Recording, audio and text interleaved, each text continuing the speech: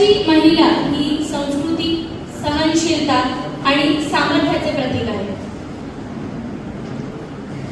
एकाच वेळी ती माता आहे, कन्या आहे, भगिनी आहे, पत्नी आहे, अशा अनेक जबाबदाऱ्या ती पार पाडते. तिच्या ममतेने जसं घर फुलतं तसा तिच्या कणखरपणाने हा समाज घडत असतो. अशा श्रेष्ठ उदाहरणांपैकी एक सर्वोत्तम उदाहरण माँ जिजाऊ आहे.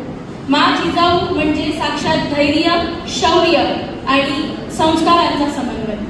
माँ जिजाऊंनी शिवबांना फक्त जन्मच दिला नाही, तर त्यांच्या मनात स्वराज्याचे स्वप्न रोवले.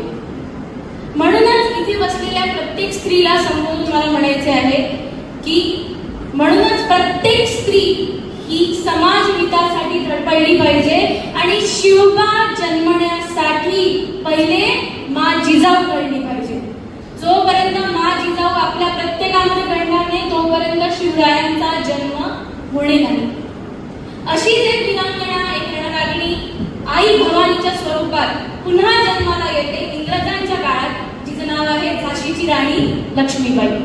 राणी लक्ष्मीबाईंच्या एका खांद्यावर बाळाची जबाबदारी आणि दुसऱ्या हातात तलवारीचा जोर, या भरोशावर त्यांनी असंख्य युद्ध लढली आणि कितीतरी पराक्रम गाजवला. अत्याचारी इंग्रजांच्या मनामनात रुजली जिची कहाणी, क्या खूप लढी मर्दानी व ती झाशीवाली राणी.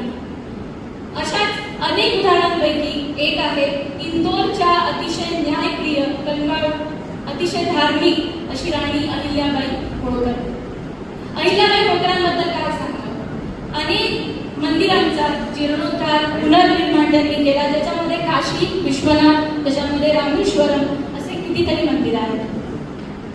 आत्ताच एक उदाहरण घ्यायचं झाले तर ऑपरेशन सिंदूर मध्ये ज्या 2 महिला आपल्या समोर आहेत, ज्यांचा आदर्श आपल्या समोर आहे, संयुक्त राष्ट्राच्या शांततेच्या मोहिमेमध्ये विश्वामध्ये पहिल्यांदा कुठल्या तरी स्त्रीने नेतृत्व केले आणि ती म्हणजे कोलोनल कुरेशी. आणि ज्या दुसऱ्या आल्या आपल्याकडे महिला हेलिकॉप्टर पायलट, ज्यांनी पत्रकार परिषदेमध्ये आपले नेतृत्व गाजवले, त्या म्हणजे व्योमिका सिंग.